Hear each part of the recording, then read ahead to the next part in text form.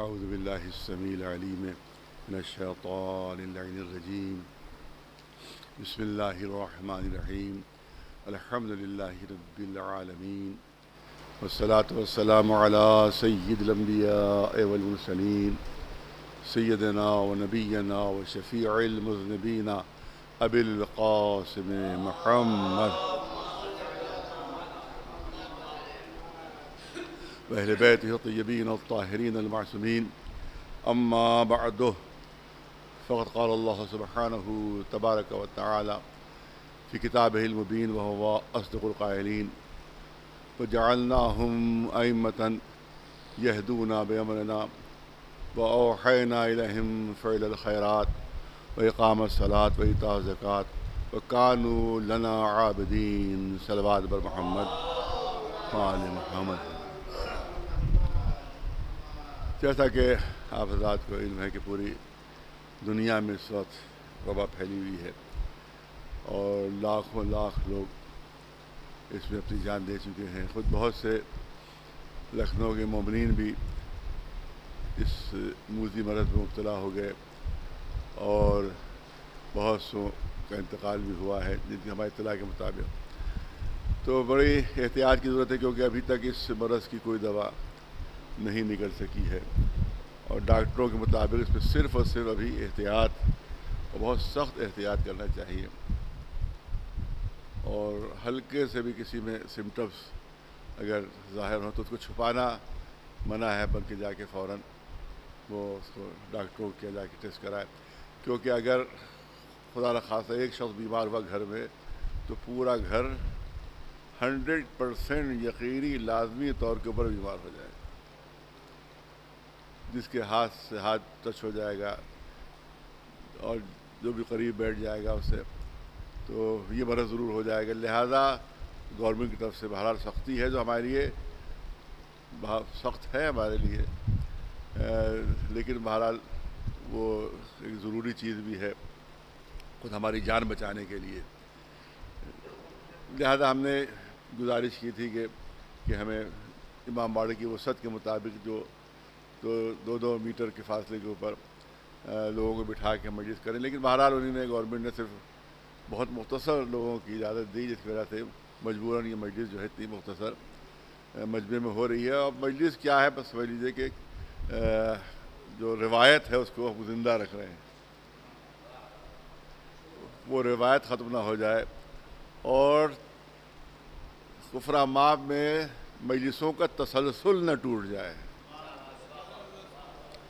سب سے اہم پہلو یہی تھا جس کے لیے ہم نے اس لیے سختی کی اور اس لیے گورنمنٹ سے اتنی زیادہ بات چیت راتوں کو جاگ کے 4 بجے رات تک گفتگو ہوتی رہی. وہ اسی سبب سے کہ تسلسل نہ ٹوٹے اور کوئی زمانہ ایسا نہ آئے جو ہم کہیں کہ غفراماب میں عشرے کی مجلسیں نہیں ہوئی.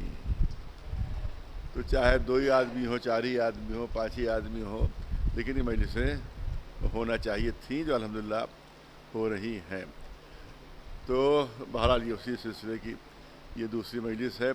اور جیسے میں نے عرض کیا کہ ابتدائی مجلسوں میں عزاداری کی اہمیت، گریے کی اہمیت، عزا امام حسین کی اہمیت، اور اسی طرح سے جو عزاداری کے اوپر ناسمجھ، نافہم اور جو اسلام سے ناواقف لوگ ہیں اور جو سیرت رسول اللہ پر چلنے کا دعویٰ تو کرتے ہیں مگر سیرت کو نہیں جانتے اور سیرت سے نہیں واقف ہے، ان کے ملا ٹلا ان کو جو بتا دیتے ہیں تو وہاں بہت ٹوٹی پھوٹی باتیں وہی ان کو معلوم ہوتی ہیں اور ان کو یہ نہیں معلوم ہوتا، ان کو بتایا نہیں جاتا کہ اصل سیرت کیا تھی. لہذا وہ کہہ دیتے ہیں کہ صاحب گریہ بدعت ہے، رونا بدعت ہے، محرم منانا بدعت ہے.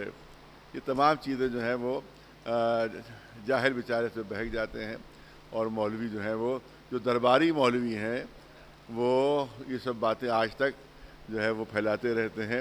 دیکھیے کچھ علماء جو ہیں وہ اسلام کے علماء ہیں، کچھ علماء وہ ہے کہ جو محمدی علماء ہیں، کچھ علماء وہ ہیں کہ جن کا تعلق دامن اہل بیت سے ہے، کچھ علماء وہ ہیں کہ جن کا تعلق جو ہے وہ خانوادہ رسالت سے ہے، جن کا تعلق رسول اللہ کی اولاد سے ہے. وہ یہ دیکھتے ہیں کہ رسول اللہ نے کیسے محرم منایا، اور جن لوگوں کا تعلق ہمیشہ درباروں سے رہا ہے وہ یہ دیکھتے ہیں کہ دربار والے کیا کیا کرتے ہیں. ایک صلوات بھیجے پر محمد وآلہ.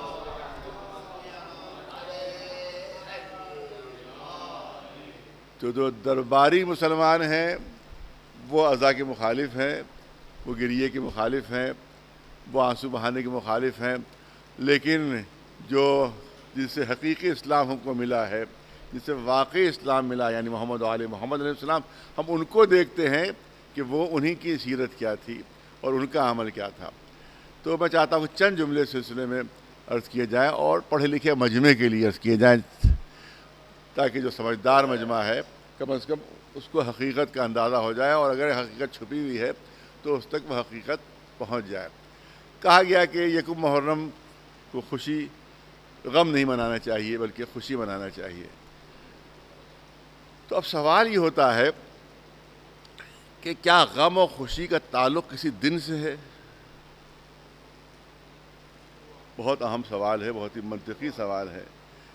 خوشی اور غم کا تعلق کیا کسی دن سے ہے؟ کسی دن سے. اب میں پوچھنا چاہتا ہوں کہ کیا عید کا تعلق یکم شوال سے ہے؟ خوشی منانے کا تعلق جو ہے وہ یکم شوال سے ہے. تو جب یکم شوال سے تعلق ہے خوشی منانے کا تو ہر مہینے کی یکم کو عید منانا چاہیے. بھائی ہر مہینے کی یکم کو پھر عید منانا چاہیے، کیونکہ یکم جو ہے وہ عید کا دن ہے، خوشی کا دن ہے. نہیں، یکم شوال سے خوشی کا تعلق نہیں ہے، کیونکہ اللہ نے اس دن کو عید الفطر قرار دیا ہے، اس لیے ہم خوشی مناتے ہیں. ورنہ یکم شوال بھی ویسے ہی دن ہوتا ہے جیسے عام مہینوں کے دن ہے. ایک صلوات بھیج دو.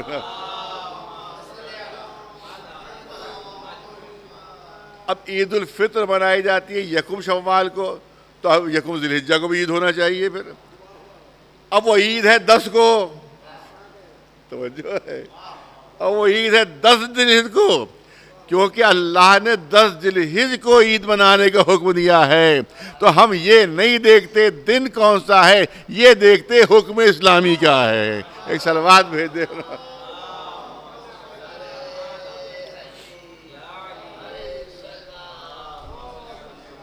آپ دیکھیں، ورنہ دنوں میں تو کوئی فرق نہیں ہے، دنوں میں تو کوئی فرق نہیں ہے. ہر دن اللہ کا مخلوق، ہر رات اللہ کی مخلوق ہے، لہذا دنوں میں تو کوئی فرق نہیں ہے. تو یکم شوال بھی ویسی ہے کہ جیسے یکم ذی الحجہ ہے، کہ جس کے جیسے یکم ذی القعدہ ہے ویسے یکم شوال بھی ہے. اور لیکن کیونکہ اللہ نے اس دن عید، اب 29 کو آپ دیکھیں، 29 رمضان کو روزہ رکھنا واجب، یکم شوال کو حرام ہو گیا. تو کیا کوئی دن سے تعلق ہے اس کا کہ یکم شوال سے اس حکم کا تعلق ہے؟ نہیں، اللہ کی مرضی اور اللہ کے حکم سے. اس لیے ہم جو ہے وہ اس دن جو ہے وہ روزہ نہیں رکھتے، 29 تک روزہ رکھتے ہیں. اگر چاند ہو گیا تو 30 پہلی ہو گئی تو ہم اس کو عید منا رہے ہیں. تو اس کا مطلب یہ ہے کہ عید کا تعلق خوشی، اور دیکھیے بہت توجہ رہے، خوشی اور غم کا تعلق جو ہوتا ہے وہ دن سے نہیں ہوتا ہے، بلکہ دن میں رونما ہوئے کسی اہم واقعے سے ہوتا ہے. ایک صلوات بھیجو. اس دن میں رونما ہوئے کسی اہم واقعے سے ہوتا ہے، اور ہم کو یہ دیکھنا ہوتا ہے کہ رسول اسلام کی اس میں کیا سیرت رہی، اس میں اہل بیت علیہ السلام کی کیا سیرت رہی، اس میں حکم الہی کیا ہے. لہذا ہم اس میں حکم الہی پر عمل کرتے ہیں. اور اسی لحاظ سے کبھی غم ہے کسی دن، کیونکہ اس دن غم کا حکم ہے، اور کسی دن خوشی ہے کیونکہ اس دن اسلام نے خوشی منانے کا حکم دیا ہے. لہذا ہم دن سے تعلق نہیں ہوتا ہے ہمارے جذبات کا، بلکہ حکم الہی سے تعلق ہوتا ہے، سیرت محمد و آل محمد سے تعلق ہوتا ہے. ایک صلوات بھیجے برآباد بر محمد. تو جو حضرات جو کہتے ہیں کہ ہم رسول اللہ کی سنت، اہل بیت کے مقابلے میں ایک مسلک ایجاد کیا گیا بنی امیہ کے زمانے میں کہ ہم سنت رسول پر چلتے ہیں، ہم سنت رسول پر، بہت زیادہ وضاحت نہیں کرنا ہے، لیکن اتنا عرض کرنا ہے کہ سنت رسول پر چلتے ہیں، اپنے کو رسول کی سنت سے منسوب کیا گیا. صرف یہ کہ لوگ اہل بیت سے کٹ جائیں، اہل بیت علیہم السلام سے دور ہو جائیں، تو میں پوچھتا ہوں جب سنت رسول اللہ پر عمل کر رہے ہو تو اب یہ دیکھو کہ محرم میں رسول اللہ کا کیا عمل رہا اور گریے کے سلسلے میں رسول اللہ کا کیا عمل رہا. کیا کوئی ایسی دلیل آپ پاس موجود ہے؟ کیونکہ اس لیے مجبوراً میں بھی کہہ رہا ہوں کیونکہ اس دفعہ بھی کافی مبارکبادیں دی گئی اور معلوم ہے کہ پہلا سال کا پہلا دن مبارک ہو، سال کا پہلا دن مبارک ہو، سال کا پہلا دن مبارک ہو. تو اس کے بعد بہت سے لوگوں نے بھی جو بیچارے نافہم اور ناسمجھ تھے انہیں نے بھی مبارکبادوں کا سلسلہ شروع کر دیا. تو ان سے میں عرض کرنا چاہتا ہوں کہ کیا کہا جاتا ہے، میں سنی حضرات سے عرض کر رہا ہوں، ظاہر ہے کہ ایسا بات ہونا چاہیے واضح، جس کو کہا جاتا ہے انہوں نے کہا کہ ہم ہیں اہل سنت. تو جب اہل سنت ہے تو ہم کو یہ دیکھنا ہوگا سنت رسول اللہ کیا ہے. سنت رسول اللہ کیا ہے؟ جب اہل سنت ہے تبھی تو دیکھنا ہوگا کہ سنت رسول اللہ کیا ہے. تو کیا یکم محرم رسول کے زمانے میں کبھی نہیں آئی؟ میں پوچھنا چاہتا ہوں کہ اپنے علماء سے پوچھیں، عوام اپنے علماء سے پوچھیں، اپنے علماء سے پوچھیں کہ زمانے رسالت میں، زندگی رسالت میں، اللہ کے نبی کی زندگی میں کیا کبھی یکم محرم نہیں آئی؟ تو یہ بتاؤ یکم محرم پتہ نہیں کتنی مرتبہ نبی کی زندگی میں آئی ہوگی، کبھی انہیں نے خوشی منانے کا حکم دیا؟ کبھی انہیں نے خوشی منانے کا حکم دیا؟ ہم جب بہت توجہ رہے، ہم جب غم مناتے ہیں تو دلیل مانگی جاتی ہے. ارے توجہ چاہوں گا آپ حضرات کی. ہم جب غم مناتے ہیں تو غم منانے کی دلیل مانگی جاتی ہے کہ تمہارے پاس غم منانے کی دلیل کیا ہے. اور جو خود خوشی منا رہے بغیر کسی دلیل کے منا رہے ہیں. ایک صلوات بھیجے. تو غم اور خوشی کا تعلق ہمارا جو ہے وہ محمد و آل محمد سے مربوط ہے. ہم کو یہ دیکھنا ہوگا کہ ان کی سیرت کیا رہی اور ان کا انداز کیا رہا. تو آپ دیکھیں کہ ہجری میں کئی سال پہلے بات پڑھ چکا ہوں، لیکن ہر سال مجھے یاد دلانا پڑتا ہے اس وجہ سے کہ ہر سال مبارکبادیں دی جاتی ہیں تو ہر سال مجھے 2-3 جملے کہنا پڑتے ہیں. تو اب یہ عرض کرنا یہ ہے کہ یہ بتائیں کہ ہجری یہ سال کا نام کیا ہے؟ عربی سال کا نام، عربی سال کا نام کیا؟ ہجری سال. یہ ہجری کہے سے بنا ہے؟ یہ عام مسلمانوں سے سوال ہے یہ کہ ہجری کہے سے بنا؟ ہجرت سے. تو ہجرت کیا ہے مجھے بتایا جائے. ہجرت ہے ہجر سے. ہجر کے معنی ہے جدائی. ہجر کے معنی جدائی. آج بھی شعراء کے جتنے بھی غمگین شعر ہیں وہ سب ہجر کے موضوع پر ہیں، سب ہجر کے موضوع پر ہے. تو ہجر میں کبھی خوشی نہیں منائی گئی ہے. لفظ ہجر خود غم کی دلیل ہے. توجہ رہے، لفظ ہجر خود غم کی دلیل ہے. تو اسی سے لفظ ہجرت بنا ہے. تو مجھے اتنا بتایا جائے کہ جو ہجرت ہو رہی ہے اس لیے بہت توجہ چاہتا ہوں، مسلمان عوام کی توجہ چاہوں گا، مسلمان عوام کی توجہ چاہوں گا اور بہت توجہ چاہوں گا. مجھے اتنا بتایا جائے کہ یہ ہجرت سے منسوب ہے. ہجری سال ہے، رسول اللہ کی ہجرت سے منسوب ہے. رسول اللہ کی جب ہجرت سے منسوب ہے تو مجھے یہ بتایا جائے کہ جب رسول اللہ ہجرت فرما رہے تھے تو خوش تھے کہ غمگین تھے؟ رسول اللہ جب ہجرت فرما رہے تھے تو خوش تھے یا غمگین تھے؟ رسول اللہ غمگین تھے، اہل بیت غمگین تھے، اصحاب غمگین تھے، کیونکہ مکہ چھوٹ رہا ہے، وطن چھوٹ رہا ہے، لہذا سب کے سب غمگین تھے، غم منا رہے تھے. ہجرت میں سب غم منا رہے تھے. رسول اللہ بھی غمگین تھے، اصحاب کرام بھی غمگین تھے، ازواج بھی غمگین تھی، سب کے سب غمگین تھے. اور ایک مشہور صحابی تو ہجرت کے دن رو رہے تھے. تو اس کا مطلب یہ ہے کہ ہجرت کے سلسلے میں رونا یہ سیرت صحابہ ہے. تو اب دیکھو جب ہجری سال ہے تو یہ دیکھو غم کون منا رہا ہے اور خوشی کون منا رہا تھا. ارے رسول اللہ غم منا رہے تھے، دشمنان رسول خوشی منا رہے تھے، اب بتاؤ کس کی سیرت پر عمل کر رہے ہو؟ ایک صلوات بھیجے بلند آواز سے محمد والوں۔ اب کس کی بہت مشہور ہے کہ جیسی عربی سال کے سلسلے میں بحث و گفتگو ہوئی ہے کہ کب یہ ہجری سال، یہ سال کس طرح سے شروع کیا جائے، تو بہت سارے لوگوں نے مشورہ دیا کہ بعثت سے شروع ہو، فلاں وقت سے شروع، فلاں وقت سے شروع۔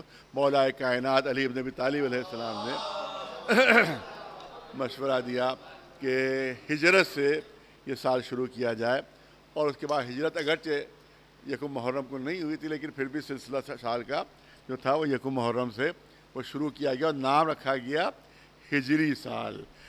تو مولا علی نے مشورہ دیا کہ سال جو ہے اس کو ہجری رکھا جائے، سال کا نام ہجری ہو اور ہجرت سے شروع ہو، مصلحت مولا، کیونکہ جب لوگ مسلسل بچے سنیں گے کہ ہجری سال ہے، ہجری سال ہے، تو وہ بچہ اپنے باپ سے پوچھے گا کہ وہ ہجرت ہے کیا چیز، وہ ہجرت میں ہوا کیا تھا؟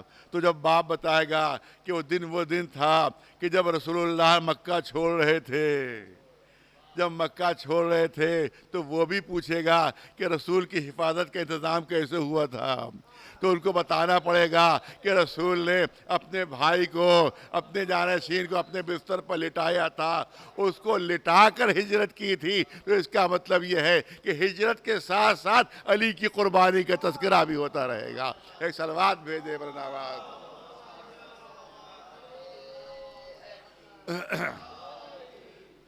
تو اس لیے تمام مسلمانوں سے میری گزارش ہے کہ یہ غم کا دن ہے، اور دیکھیں کہ رسول اللہ غمگین، اہل بیت غمگین، امہات المومنین غمگین، اصحاب کرام غمگین، تو اب اہل سنت وہی ہو سکتا ہے کہ جو محرم میں غم منا رہا ہو وہ خوشی نہ منائے۔ ایک صلوات بھیج دے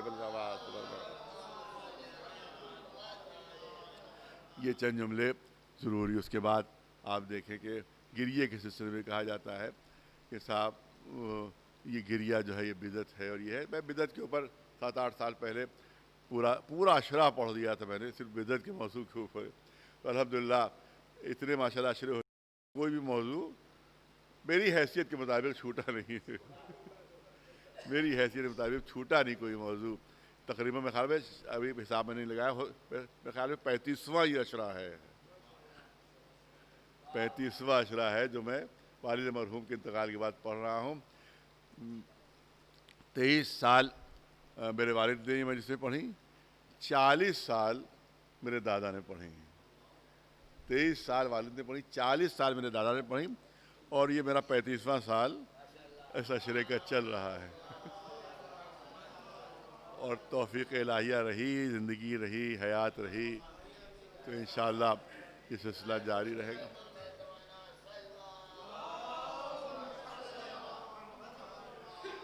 تو کوئی موضوع الحمدللہ، کوئی موضوع جو اپنی حیثیت، علمی حیثیت کے مطابق کوئی موضوع الحمدللہ چھوڑا۔ بدعت کے اوپر پورا میں نے اشرا پڑھا تھا، لیکن صرف ہلکا سا اشارہ کرنا ہے کہ صاحب بدعت کہہ کے ڈرایا جاتا ہے کہ صاحب رونا بدعت ہے، گریہ بدعت ہے، عزاداری بدعت ہے، سیرت رسول میں دکھائیے گریہ، کیونکہ سنت بدعت کیا کہتے ہیں؟ بدعت کی ڈیفینیشن ہر جمعے کے خطبے میں، ہمارے یہاں تو یہ حدیث نہیں ہے، لیکن اہل سنت میں ہر جمعے کے خطبے میں یہ حدیث پڑھی جاتی ہے۔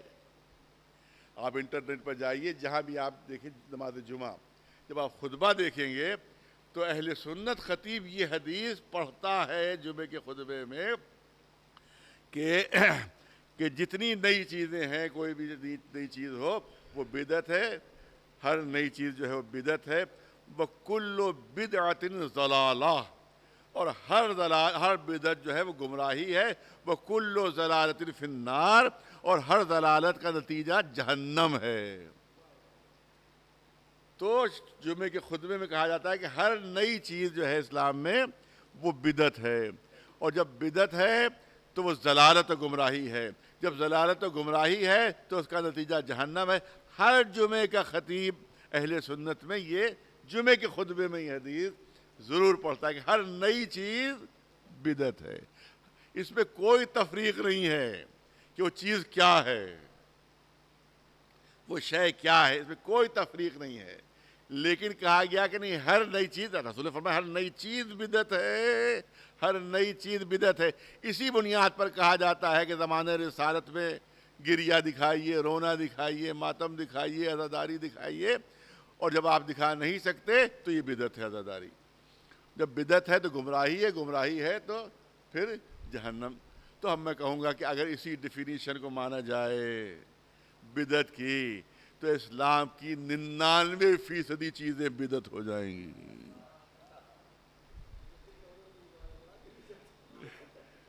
99 چیزیں بدعت ہو جائیں گی، 99% چیزیں بدعت ہو جائیں گی.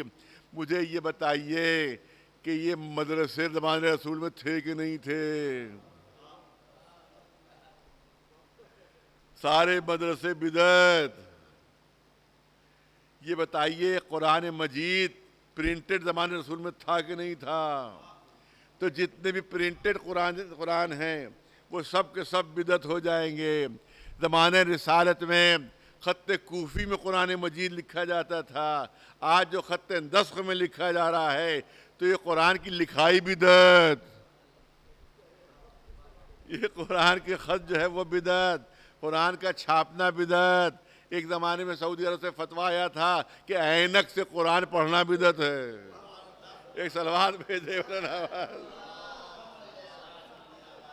کیونکہ زمانے سال میں اینک نہیں تھی، لہذا اینک سے کہ وہ بیچارہ بڈھا ہو گیا اور اینک سے قرآن پڑھ رہا ہے تو اینک سے قرآن پڑھنا بدعت ہے.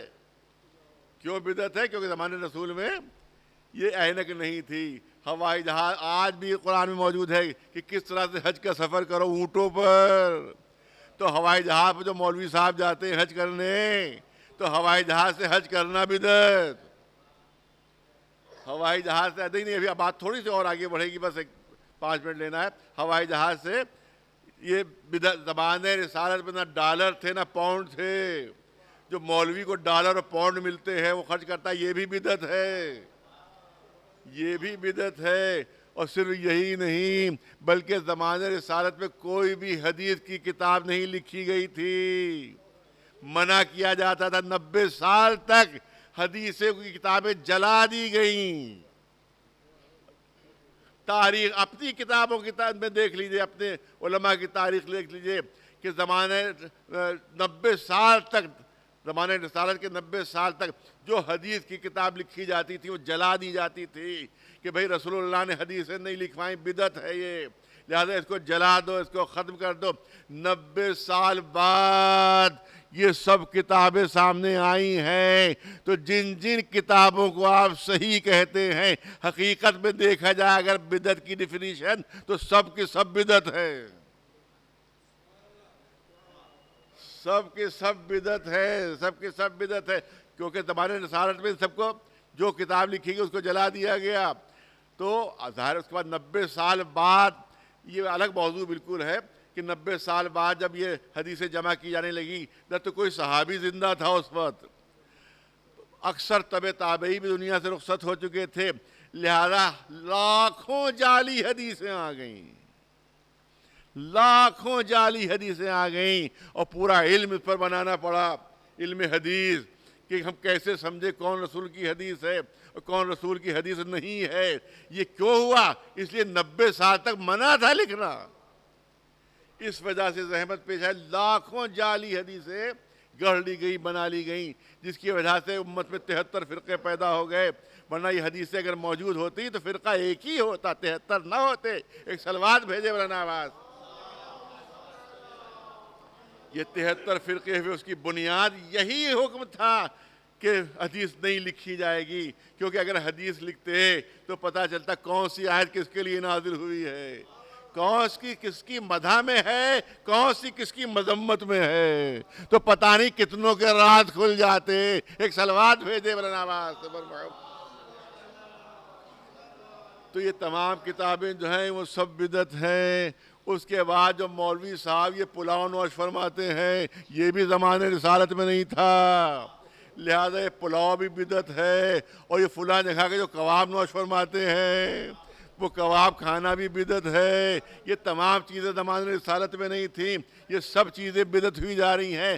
کار پر سفر کرنا بدعت, یہاں تک کہ سائیکل چلانا بھی بدعت ہو جائے گی. آپ جائیے تو پیدل جائیے, سواری پر سوار نہیں ہو سکتے, یا گھوڑے پر جائیے یا اونٹ پر جائیے یا پیدل جائیے, بقیہ سب چیزیں بدعت ہیں. لہذا مجبور ہوئے.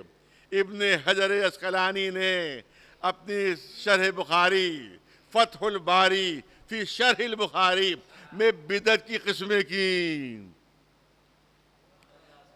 رسول فرما رہے ہر نئی چیز بدعت. وہ حدیث پیش کی جاتی ہے کہ ہر نئی چیز بدعت. ابن حجر عسقلانی نے فتح الباری فی شرح البخاری میں بدعت کی قسمیں بیان کی. بدعت کی قسمیں ان کا 5 ہیں. ایک بدعت واجب, بدعت بھی ہے اور واجب بھی ہے. ایک بدعت واجب, یہ حدیثوں کی کتابیں, کیونکہ رسول کی حدیثیں ختم نہ ہو جائیں, لہذا حدیثوں کی کتابیں لکھنا جو ہے یہ واجب بدعت ہے. یہ واجب بدعت ہے. پھر لکھا کہ کچھ بدعت جو ہے وہ مستحب ہے. مستحب یعنی یہ مدرسے قائم کرنا, یہ تمام چیزیں قائم کرنا, یہ مستحب بدعت ہے. کچھ بدعتیں جو ہیں وہ مباح ہیں, جیسے پلاؤ کھانا, کباب نوش فرمانا, یہ سب جو ہے بدعتیں جو ہیں وہ مباح ہیں. کچھ بدعتیں مکروہ ہیں, جیسے وہ لباس استعمال نہ کرنا جو زمانے رسالت میں تھا, نیا لباس استعمال کر لینا, یہ مکروہ ہے. مکروہ ہے مگر بدعت ہے, بدعت ہے. اس کے بعد لکھا ہے حرام بدعت. 5 بہت توجہ جہاں جہاں تک آواز جا رہی ہے. پھر ابن حجر بہت بڑے عالم ہیں, بہت بڑے عالم ہیں عالم اسلام کے. فتح الباری فی شرح صحیح البخاری, اس میں لکھتے ہیں کہ آخری قسم ہے حرام بدعت. حرام بدعت. اب مثال انہی کی دی ہوئی ہے, ارے توجہ رہے, مثال انہی کی دی ہوئی ہے. حرام بدعت.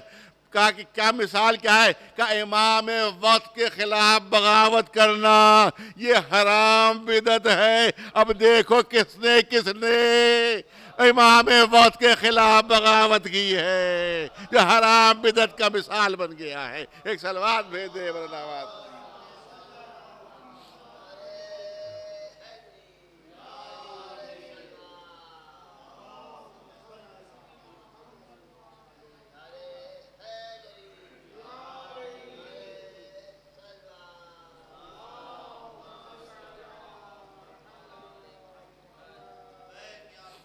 لبیک یا لبیک یا لبیک یا. اب میں نے صلوات بھیجے محمد والے. اب میں نے جملہ, میں نے کہا 8-10 سال پہلے میرا یہ موضوع تھا, اس وقت میں نے جملہ کہا تھا. اس میں جملہ کہا تھا کہ 99% چیزیں بدعت ہیں. 99% چیزیں بدعت ہیں. آپ عزاداری کو بدعت کہتے ہیں, آپ عزاداری کو بدعت کہتے ہیں. تو اس وقت میں نے یہ جملہ کہا تھا کہ جب اتنی چیزیں بدعت ہیں تو اتنی بدعتیں آپ کر رہے ہیں, ایک بدعت کی ہمیں بھی اجازت دے دیجئے. ایک صلوات بھیج دے. یہ میں نے جملہ کہا تھا اس وقت کہ اتنی بدعتیں آپ کر رہے ہیں, آپ عزاداری کی بدعت کہتے ہیں, تو ایک بدعت کی ہمیں اجازت دے دیجئے. لیکن پھر میں نے جملہ بدلا تھا.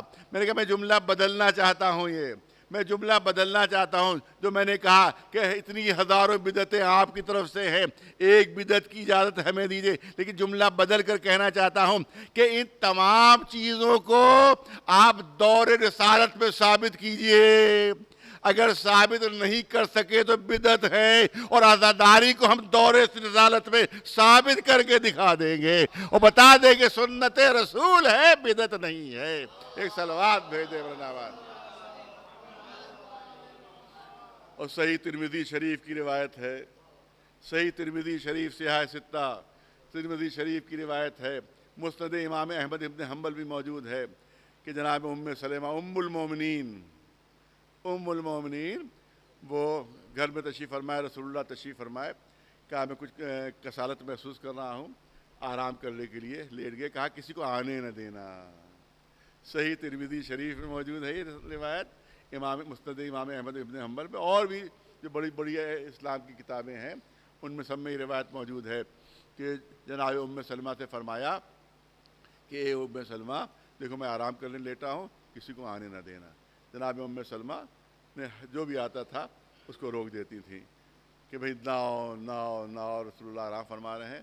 ایسے ہی وقت میں امام حسین آ جاتے ہیں، کمسن حسین، چھوٹے سے امام حسین آ جاتے ہیں۔ جناب ام سلمہ نے ان کو بھی روک دیا اور روک کر کہا کہ آپ کے نانا نے منع کیا ہے کہ کوئی اندر نہ آئے، وہ آرام کر رہے ہیں۔ امام حسین نے فرمایا کہ نانا نے مجھے بھی روکا ہے؟ کیا نانا نے مجھے بھی روکا ہے؟ کہا کہ ہاں، کہا ہے کہ سب کو روک دینا جو بھی آئے۔ امام حسین کی آواز اندر حجرے میں پہنچی، رسول اللہ نے سنی، جناب ام سلمہ کی آواز دی، اے ام سلمہ سب کو روکو مگر میرے حسین کو نہ روکو۔ امام حسین اندر حجرے میں جاتے ہیں اور اس کے بعد یہ کہا کہ تھوڑی دیر بعد رسول اللہ کی گریے کی آواز ام المومنین جناب ام سلمہ بیان فرما رہی ہے کہ میں نے رسول اللہ کی گریے کی آواز سنی، بلند آواز سے۔ ظاہر ہے کہ جب بلند آواز سے روئے ہوگی تبھی تو باہر تک آواز آئی ہوگی۔ بلند آواز سے رسول گریا کر رہے ہیں۔ ام سلمہ نے فرمایا اے آقا، اے اللہ کے رسول، میں پہلے ہی منع کر رہی تھی کہ بچے کو میں روک دوں، کیا اس نے بچے نے کوئی اذیت پہنچا دی آپ کو، کوئی تکلیف پہنچا دی؟ کہا بھلا میرا حسین مجھے کوئی اذیت پہنچائے گا؟ بھلا میرا حسین مجھے کوئی تکلیف پہنچائے گا؟ نہیں، ابھی میرے سینے پہ ہی حسین تھا کہ جبریل نازل ہوئے اور جبریل نے بتایا کہ آپ کا یہی نواسہ کربلا کے میدان میں 3 دن کا بھوکا پیاسا شہید کر دیا جائے گا، اور کربلا کے مصائب بیان کیے، میں اس پر رو رہا ہوں، اس پر رو رہا ہوں۔ اس کا مطلب ہے عزا حسین سنت رسول اللہ ہے، آپ کی کتابوں کے مطابق سنت رسول اللہ ہے، سنت رسول اللہ ہے۔ آپ نے گریہ بھی فرمایا یہ عزاداری، تو اس کا مطلب ہے کہ تمام چیزیں بدعت ہو سکتی ہیں مگر گریہ اور عزاداری بدعت نہیں ہو سکتی ہے۔ صلوات بھیج دے بر محمد و آل محمد۔ بس میں نے کہا کہ ابھی 2-4 منٹ دور ہے بصائب کا موقع، لیکن آپ دیکھیں امام حسین کی جو منزل ہے، ان کا جو مرتبہ ہے۔ دیکھیے اللہ کی صفتیں 2 طرح کی ہیں، بس صاحبان علم کے لیے جملہ کرنا چاہتا ہوں۔ اللہ کی صفتیں 2 طرح، ایک صفت ذات ہے اور ایک صفت فعل ہے۔ ایک صفت ذات ہے، ایک صفت فعل۔ حی جو ہے وہ صفت ذات ہے، اور اسی طرح سے بہت سی صفتیں، علم جو ہے اس کی ذاتی صفت ہے، قدرت جو ہے وہ اس کی ذاتی صفت ہے، اس کی ذات سے جدا نہیں ہے۔ اور کچھ صفتیں جو صفات افعال کہلاتی ہیں کہ وہ صفت اس میں موجود ہے، لیکن وہ صفت وہ ہے جو ظہور چاہتی ہے، وہ صفت ظہور چاہتی ہے۔ جیسے صفت خالق، خالق ہے لیکن اس کا صفت کا ظہور اس وقت ہوگا جب کوئی مخلوق ہوگی، کوئی مخلوق ہوگی تب ہم سمجھیں گے کہ وہ خالق ہے، تو اس کو کہتے ہیں صفات افعال۔ اسی طرح سے اس کی صفت ذاتی ہے حی ہونا، حی ہونا، وہ صاحب حیات ہے، ہمیشہ سے ہے، ہمیشہ رہے گا۔ کبھی کبھی پوچھا جاتا ہے، ہمارے بچے پوچھتے ہیں کہ اللہ کب سے ہے، پوچھتے ہیں اللہ کب سے ہے، تو ظاہر ہے کہ کب اس وقت اس کے لیے کہا جاتا ہے جو نہیں ہو پھر ہو جائے، اس کے لیے کب لگایا جاتا ہے۔ خود مولا کائنات علی بن ابی طالب علیہ السلام، اس سے کسی نے پوچھا تھا کہ یا علی یہ بتائیے کہ اللہ کب سے ہے، تو مولا علی کے جواب ہی جو تھا میں نے دہرایا کہ آپ نے ارشاد فرمایا کہ کب اس کے لیے ہوتا ہے جو ہو اور پھر نہ ہو پھر ہو جائے۔ اللہ تو ہمیشہ سے وہ اس وقت سے جب کب کا بھی وجود نہیں تھا، جب تب کا بھی وجود نہیں تھا، اس وقت سے اس کا ہے، وہ ہمیشہ سے ہے، ہمیشہ رہے گا۔ تو اس کا مطلب ہے وہ حی ہے، اس کی ذاتی صفت ہے۔ لیکن ایک صفت فعل ہے محیی۔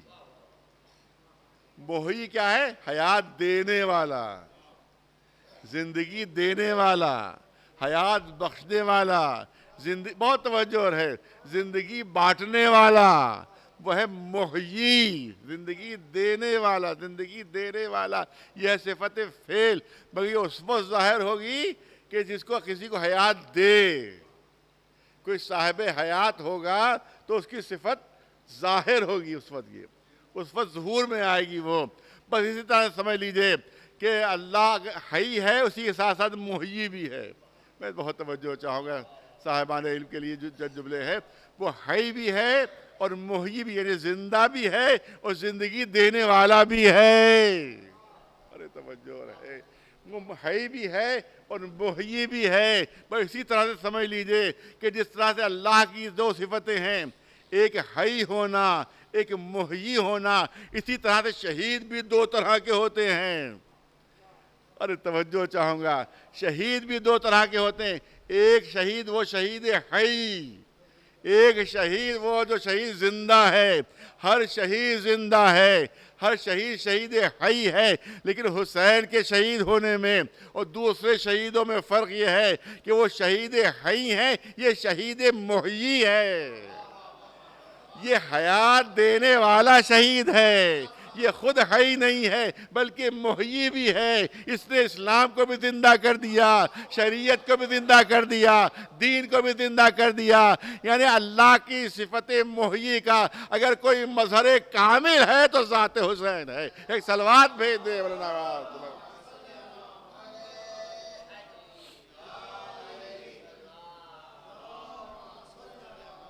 ایک صلوات بلند آواز سبر محمد.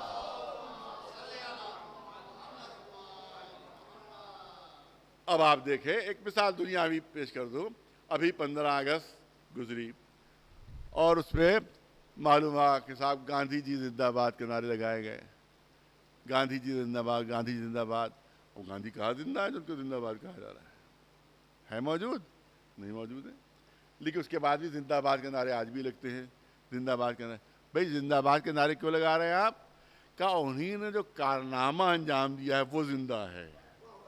ارے توجہ ہے، انہی نے ہندوستان کو آزادی دلائی ہے. تو جب تک ہندوستان آزاد رہے گا گاندھی زندہ باد کے نعرے لگتے رہیں گے، کیونکہ اس کا کارنامہ زندہ ہے. تو کیونکہ جب تک ہندوستان آزاد ہے ہم کہیں گے گاندھی زندہ باد. اسی لیے آج بھی حسین زندہ باد کا نعرہ لگایا جاتا ہے اور قیامت تک یہ نعرہ لگتا رہے گا، کیونکہ حسین نے اسلام کو قیامت تک کی زندگی دے دی ہے. ایک صلوات بھیجے مولانا آواز سبحان محمد. ایک صلوات بلند آواز سبحان محمد. بس ایک واقعہ اور میں عزائم. بعض لوگ کہتے ہیں کہ صاحب بہت زیادہ جو پڑھ لکھ جاتے ہیں اور جن کو علم ہضم نہیں ہو پاتا تو وہ کہتے ہیں ارے صاحب سیمینار کیجئے. جیسے میں نے کل بھی کہا تھا سیمینار کیجئے. وہ بڑے بڑے ہوٹل بک کراتے ہیں، اس میں سیمینار کرتے، کرسیاں لگی ہوئی اور اس کے بعد تقریر کر رہے ہیں. وہ ارے صاحب مجلس سے فرش اعضاء سے یہ کیا فائدہ ہے؟ اس سے کوئی تبلیغ وغیرہ نہیں ہوتی ہے. اور یہ آپ جو یہاں بیٹھ کے دو چار جملے جو رو لیتے ہیں آپ، اس سے کیا فرق پڑتا ہے؟ سیمینار کیجئے اور سب کیجئے، تب کہیں جا کے مقصد امام حسین پورا ہوگا. لیکن واقعہ آپ سن لیجئے کہ ایک بہت بڑے عالم نے یہ واقعہ بیان کیا ہے. انہوں نے ارشاد فرمایا کہ ایک مرتبہ امام حسین علیہ السلام ان کے خواب میں آتے ہیں.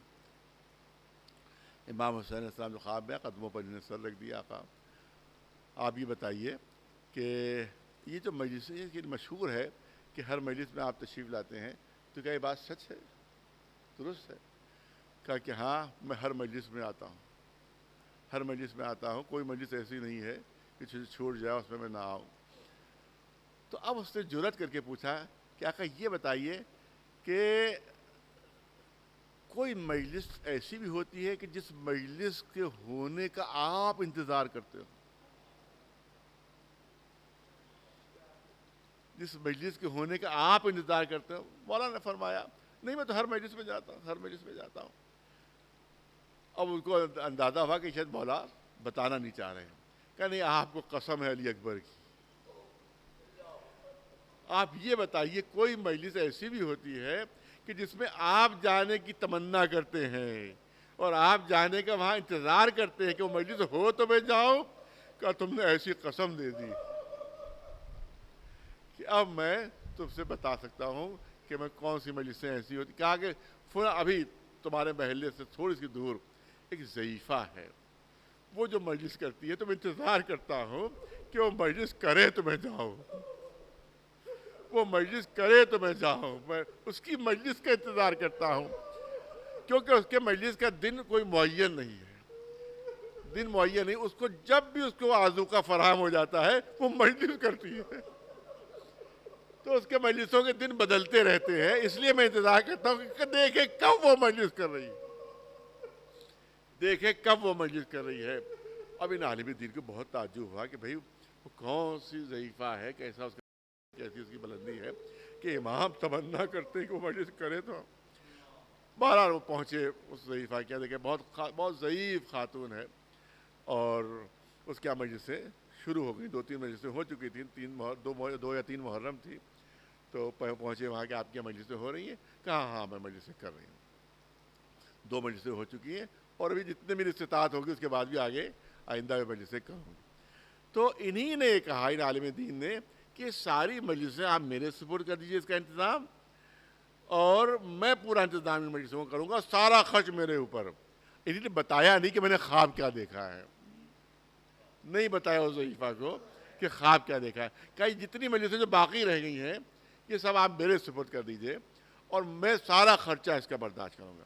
اس نے کہا نہیں یہ نہیں ہو سکتا, کیونکہ گھر کا خرچہ جو ہے میرا شوہر برداشت کرتا ہے, وہ گھر کا خرچہ تو میرا چلتا ہے شوہر کی آمدنی سے, لیکن میں دوسروں کے گھروں میں جا کے جھاڑو دیتی ہوں, برتن مانجتی ہوں, ان کی خدمت کرتی ہوں, اور اس سے جو پیسے جمع ہوتے ہیں میں ان سے مجلسیں کرتی ہوں. تو سال بھر محنت کرنے کے بعد جو آذوقہ جمع ہو جاتا ہے میں اس سے مجلسیں کرتی ہوں, لہذا یہ مجلسیں میں آپ کو نہیں دے سکتی, یہ تو میری زندگی ہے مجلسیں, یہ تو میری حیات کا برکت ہے زندگی. اس وقت ان عالم دین نے فرمایا, اے ضعیفہ آپ کا مرتبہ یہ ہے کہ آپ کی مجلس کا انتظار آقا حسین کیا کرتے. اس کا مطلب یہ ہے کہ اگر دل میں خلوص پیدا کرو تو مجلس ایسی ہو جائے گی کہ حسین خود اس کا انتظار کریں گے. اب نہ کہنا کہ سیمینار کر لو مقصد پورا ہو جائے گا, یہ نہ کرنا کہ ہوٹلوں میں جمع ہو جاؤ مقصد پورا ہو جائے گا. خلوص سے اگر 2-3 آدمی بھی جمع ہو اور وہ مجلس ہو رہی ہو تو حسین اس مجلس کا خود انتظار کرتے. ہاں عزاداروں, زیادہ وقت نہیں رہا ہے, اور آج 2 محرم, یہ محرم کی تاریخ وہ ہے جب رخصت امام حسین مدینے سے یہاں پڑھی جاتی ہے. لہذا میں اسی مناسبت سے چند جملے کرنا چاہتا ہوں. جس وقت ولید نے, جس وقت امیر شام دنیا سے رخصت ہوا, اور اس کے بعد یزید کا حکم آتا ہے کہ حسین سے بیعت لے لی جائے, امام حسین کو طلب کیا جاتا ہے, ولید اپنے دربار میں بلاتا ہے, امام حسین چلے تو میرا یقین ہے کہ امام حسین تنہا جا رہے ہوں گے, تنہا نکلے ہوں گے. یہ جناب زینب ہوں گی جو تڑپ کر کبھی جناب عباس کے پاس پہنچی ہوں گی, اے عباس دیکھو بھائی اکیلے جا رہے ہیں, اے علی اکبر تم بھی جاؤ, اے قاسم تم بھی جاؤ, اے مسلم تم بھی جاؤ. لہذا سب کے سب امام حسین کے ساتھ ہوئے. اب 18 بنی ہاشم جو ہے وہ امام حسین کے ساتھ ساتھ ہے. قصر کے دروازے پہنچے, امام نے فرمایا دیکھو میں اندر جا رہا ہوں, جب تک دیکھو میری آواز بلند, تم لوگ سب باہر رہو, جب اگر میری آواز بلند ہو جائے تو تمہیں اجازت ہے تم اندر داخل ہو سکتے ہو. تفصیل نہیں عرض کرنا, تفصیل تو آپ مسلسل سنتے رہتے ہیں کہ ولید نے حکم بتایا کہ بھئی امیر شام دنیا سے رخصت ہو گیا ہے, اس کی جگہ پر اس کا بیٹا یزید بیٹھا ہے, اور اس نے بیعت طلب کی ہے, لہذا آپ سے بیعت کا مطالبہ ہے. امام حسین, تفصیل نہیں, صرف جو خلاصہ ہے آخر میں امام حسین کے وہ جواب جو تاریخ میں ثبت ہے کہ میرے ایسے یزید کے ایسوں کی بیعت نہیں کرتے, اور اگر بیعت تم کو مطالبہ کرنا ہی ہے تو کل پورے مدینے کو جمع کر لینا, اور جب پورا مدینہ جمع ہو جائے اس پر مجھ سے بیعت مانگنا, تو اس وقت میں جواب دوں گا. اب حسین اٹھ کر جانے لگے تو مروان وہاں پر موجود تھا. مروان کی زبان سے نکلا, اے ولید حسین کو جانے نہ دینا, کیونکہ اگر حسین چلے گئے تو پھر ہاتھ نہیں آئیں گے, یا بیعت لے لو یا سر کاٹ دو. یہ سننا تھا کہ علی کے لال کو جلال آ گیا، یبن الزرقاء، تیری یہ ہمت کتنی زبان پہ جملے، ادھر آواز بلند ہوئی، ادھر دارالعمارہ کا دروازہ ٹوٹتا ہے، آگے آگے جناب عباس تلوار لیے ہوئے، پیچھے پیچھے بنی ہاشم کے جوان چاہتے تھے کہ مروان پر حملہ کریں، امام حسین نے فرمایا، ہاتھ روک دیا، اے عباس ہم جنگ میں کبھی پہل نہیں کرتے، لہذا اے عباس صبر کرو، اے عباس صبر کرو۔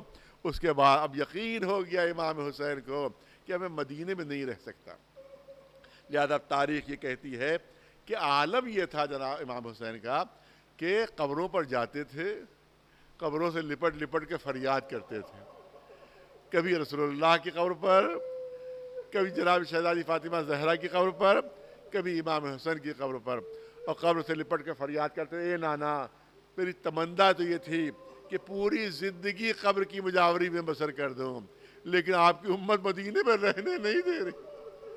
کبھی ماں کی قبر پر پہنچ کر فریاد کر رہے ہیں، کبھی بھائی کی قبر پر لپٹ کر فریاد کر رہے ہیں، آخر میں وہ شب آتی ہے کہ جس کی صبح کو روانہ ہونا ہے، جس کی صبح کو روانہ ہونا ہے۔ تو اب پوری رات یہ عالم تھا، آقا کا تاریخ کہتی ہے کہ قبروں سے رخصت ہو کر، مزاروں سے رخصت ہو کر گھر آتے تھے، تھوڑی دیر گھر میں رکتے تھے، پھر تڑپ کر قبروں پر پہنچ جاتے تھے۔ گریہ ہے، ماتم ہے، آخر میں صبح نمودار ہوئی، مولا گھر کے سامنے ایک کرسی بچھا کر بیٹھ گئے، پہلو میں جناب عباس کھڑے ہوئے ہیں، جناب علی اکبر ہے، جناب قاسم ہے۔ ایک کنیز منظر کشی کرتی ہے کہ میں ایک بلندی سے پورا منظر دیکھ رہی تھی کہ امام حسین کرسی پر تشریف فرما اور جو بنی ہاشم ہے وہ پہلو میں کھڑے ہوئے، وہ کہتی ہے کہ میں نے دیکھا کہ ایک معظمہ سیاہ چادر اوڑھے ہوئے وہ نکلی گھر سے باہر، جیسی معظمہ باہر نکلی ویسے ہی قاسم دوڑ کر آگے بڑھے، ان معظمہ کو اونٹ پر سوار کروایا۔ وہ کنیز کہتی ہے میں سمجھ گئی کہ یہ ام فروا ہیں، والدہ جناب قاسم، کہ جس کے لیے جناب قاسم آگے بڑھے۔ اس کے بعد وہ کہتی ہے کہ پھر ایک معظمہ اور باہر آئی، اس کے بعد یہاں کے اوپر وہ کہتی ہے میں نے دیکھا کہ جناب علی اکبر آگے بڑھے اور ان معظمہ کو سوار کروایا۔ وہ کہتی ہے میں سمجھ گئی کہ یہ ام لیلا ہے جن کے لیے علی اکبر آگے بڑھے۔ اس کے بعد جب ایک معظمہ باہر نکلی تو خود جناب عباس آگے بڑھے اور انہی نے آگے بڑھ کر اس معظمہ کو سوار کروایا۔ وہ کہتی ہے میں سمجھ گئی کہ یہ جناب ام کلثوم ہے۔ اب سنیے ایک روایت جو میری نظر سے گزری ہے، جو آپ کے سامنے میں پیش کرنا چاہتا ہوں۔ وہ کہتی ہے کہ اب آخر میں جناب زینب کو نکلنا ہے، لیکن تاخیر ہو رہی ہے، زینب باہر نہیں نکل رہی ہے۔ بہت توجہ، بس 2-3 جملے، تاخیر ہو رہی ہے، جناب زینب باہر نہیں نکل رہی ہے۔ اب سوال یہ ہوتا ہے کہ زینب کی تاخیر کا سبب کیا ہے؟